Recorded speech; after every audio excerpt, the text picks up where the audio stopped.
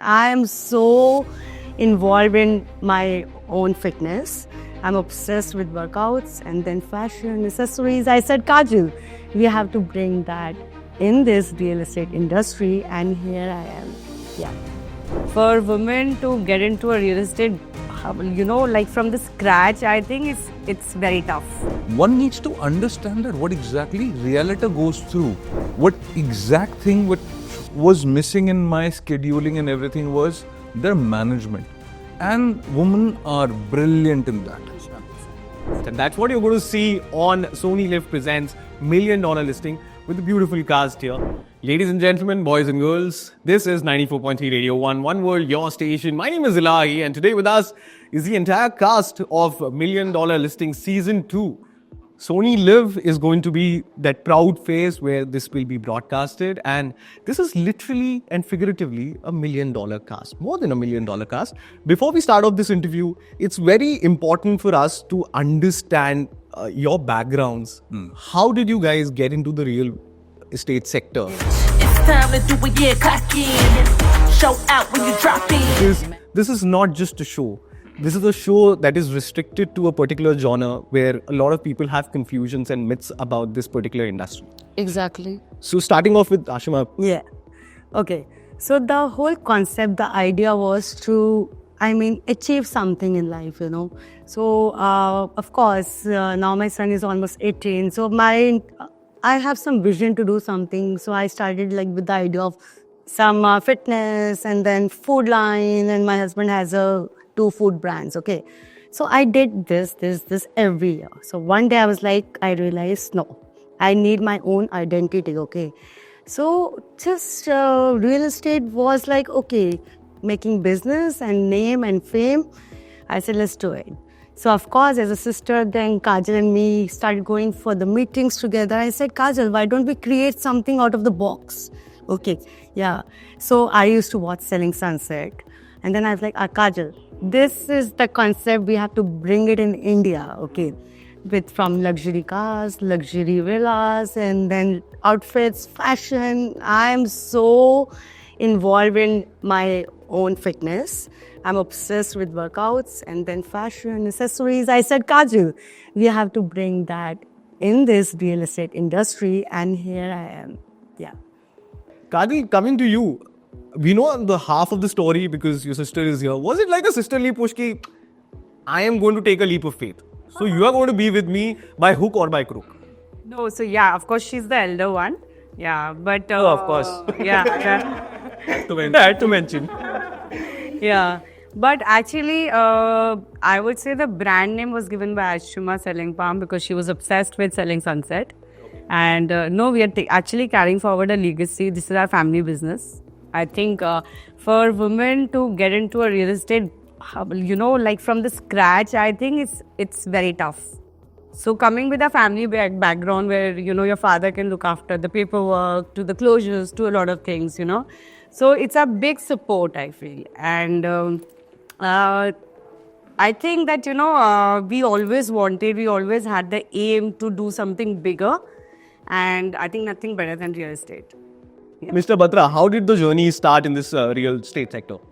So real estate sector specifically started when I got married. My father-in-law was already into this trade. I was in a corporate, making good money. But then I thought money is better here.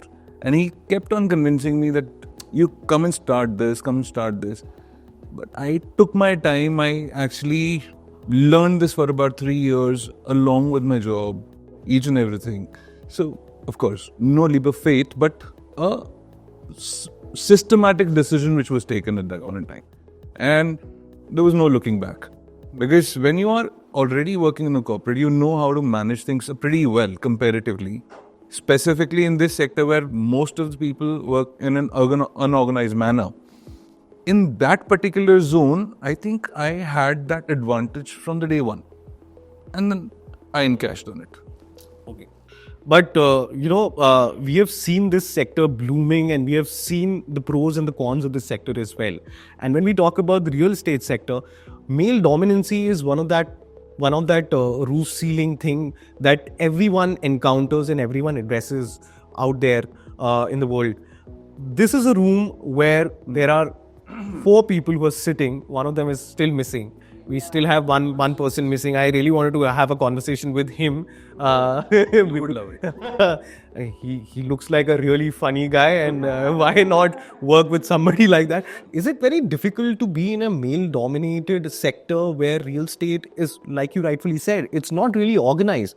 And women, on the other hand, have this advantage because they manage our homes. Our mothers have done that. Our grandmothers have done that. Our sisters have done that. They have taken care of the house. They have taken care of the work simultaneously. I'll answer that question for you because recently my wife Ashika, of course, she joined the firm, and trust me, what exact thing what was missing in my scheduling and everything was their management, and women are brilliant in that. Absolutely. They exactly know what to do at what point in time, and they would just give you clear instructions that this is what exactly that is needed to be done in the next 1 hour. Correct. If you follow that, your life is sorted. Thank you very much, Ashika. I hope you're listening to this. And I think that's how the women will change this industry. Real estate industry really need to be, it has to go more systematic. There are no systems, especially in India. But well, Sony Live has done a great job by introducing this show, $1 Million Listing, because apparently we have always seen the international version of it. And it's very important for people like us to understand how the Indian market works, because things that happen in the US or the Europe is completely different how our country operates. The definition of what we are given of the real India is very different compared to what real India is all about. Talking to all of you, I mean, because you guys are the pioneers in this fraternity. I mean, you have been doing it for so many years now. How did this transition happen? Because now that you are into a real estate sector, how did the transition happen to an OTT or television? And you thought now it's time for us to be right in front of the screen. I mean, it is not like that. This is exactly who we are in our real lives as well. So maybe putting it on an OTT, everybody thought in the first very go itself, this might not be a very great idea because everybody in India would like to keep their transactions hush. Correct. Which is understood. However, one needs to understand that what exactly realtor goes through while doing your transaction. You might not be able to see it on my face, but exactly back of my mind, there could be many things running about my family, about the other transaction, about the transaction which just got failed, so many things. So this is exactly the reality. We are called the biggest shock absorbers of our trade, technically, because we absorb everything from both the ends. That is exactly who we are. So OTT was, okay, yes, it was fun while doing it. Pressure, of course, because you're managing work simultaneously. But this is exactly how we want world to see us. They would I would want world to see what exactly that we do in our daily life to make things happen for you. Correct. Absolutely. And exactly what the show has shown. They have not just shown the rosy picture that, oh my Correct. God, that they actually think that the life of a realtor is really easy. But, we actually go through a lot of drill and, especially us, I feel that, we added a lot of glamour and a lot of this to real estate, which I think was needed. But this show actually shows that how a realtor go through and what are the ups and downs of their life, how they manage their personal life with their work life, which was so beautifully shown on the show, actually. Exactly, yes. Well said by Kajal. Like as my partner, we have a lot of hustle bustles in life, right? Running around, getting up in the morning, sending the kids to school, and then work, going to the office, handling calls or the client's visit. Yes, so it's just not easy, but we make it easy as we are together, bolder, brighter, and beautiful. Yes. But Mr. Batra, this show was needed for the Indian market because there are several myths that one should debunk if they are a part of the sector. You are one of the flag bearers of the sector. I'll go back to that question, but before that, I want to ask you one thing. Do you think it has somehow enhanced your personal brand image and how people see you or how people approach you in personal life, and it has helped you in garner more business in terms of your own personal development? More business? Not really, because specifically my clientele, the one in which I deal it, doesn't watch OTT or a television, what I feel, right? However, yes, trust building process is amazing. Love from general people, followers is absolutely extraordinary. This is what I wanted to put across, is that this is who I am, and I think that has gone to everybody's eyes, that okay, this is what exactly that he does in his life for him to be here. Why exactly is he here, and why should we trust him? So that trust building process was my motto of doing this, and I think I've achieved that.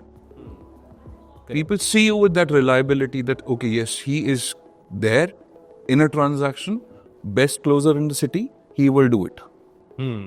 Absolutely. Well, Ashima, Kajal, because you guys are sisters, and I mean, for you, it was a bit easy compared to the rest of the world, because you have a sister to back you up in any of the worst scenarios that you will go through in your life. And this is a very challenging sector. And with the challenging sector, one thing that pops up in everyone's mind is several slangs and several connotations of how this particular sector works, the terminologies that are being used. People don't, I mean, the educated audience might not use the word consultants. People might go down to a derogatory term, like all of these terms happen. So what was that first reaction when you got into the sector? What was your reaction, and did it pinch you in some way or the other? This is not a respectable way to actually portray what work we do.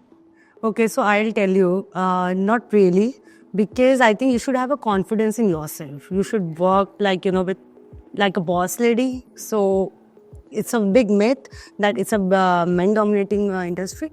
But I think that's what we are supporting and empowering women's, you can do it.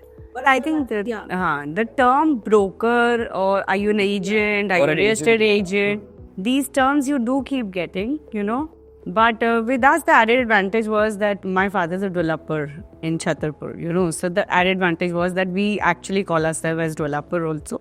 So, and with that, I think being called as a broker, real estate agent is not even, that's our work. Then we actually hit the luxury segment. Like our ticket size is also big, So the kind of clientele that we have and the kind of, people we work with are also the kind of status level, I would say, that equivalent to us, So I think that's not, I would not take it as, I would not actually get offended with that term. But we get amazing reviews that, every day actually we get a lot of messages that you girls are like a revolution in this industry. Like the revolution. It's a game was much needed as well. Yeah, it's a game changer. So it's a game changer, absolutely. And with something, and especially a show that's going to show you all the 360. It's going to give you a 360-degree view of how this sector works. What are those things that people feel that these are the things that my agent or my broker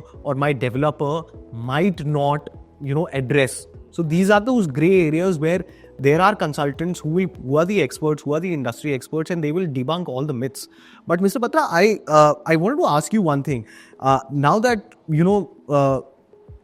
everything is all hunky-dory, everything is so flowery, and now that people will see you on a big screen and people will appreciate you, there are those times where several reports come in. People every day rank some city or the other, saying which is the most luxurious city, which is that go-to city that will flourish in the next coming 5 to 10 years.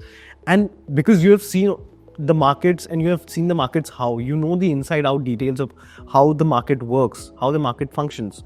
What do you think is going to be that ideal destination for people to actually, if they want to go into the luxury housing segment, or if they want to have a great life and this city is going to bloom? Which is that one particular place or a city that... No particular place. So I'll tell you the reason why.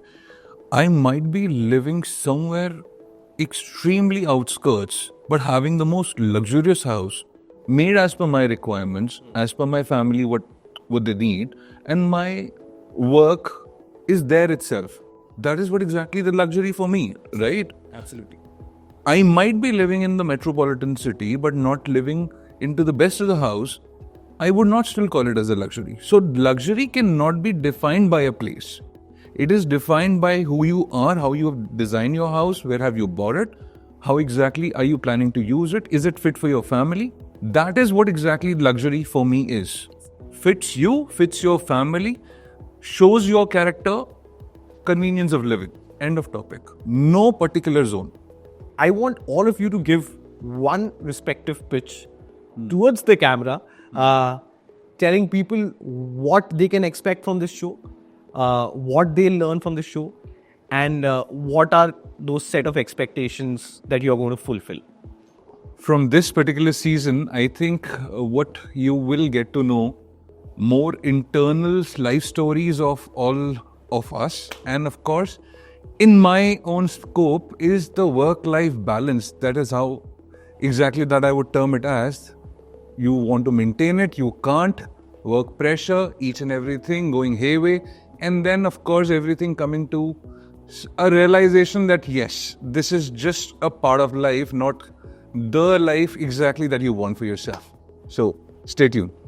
So, $1 Million Listing Season 2, I think we Palm Sisters will be showing you how we add the glamour to real estate industry, how we sell a luxury property with our luxury cars, with our collaborations, and actually how we the sisterly bond is what you're going to see on the show, and of course our listings. Yeah, so as Palm Sisters, the MDL has been a beautiful journey. What we are showing ourselves as a women, real estate empowerment, and working together as sisters, showing the beautiful properties one should invest in and one should live in.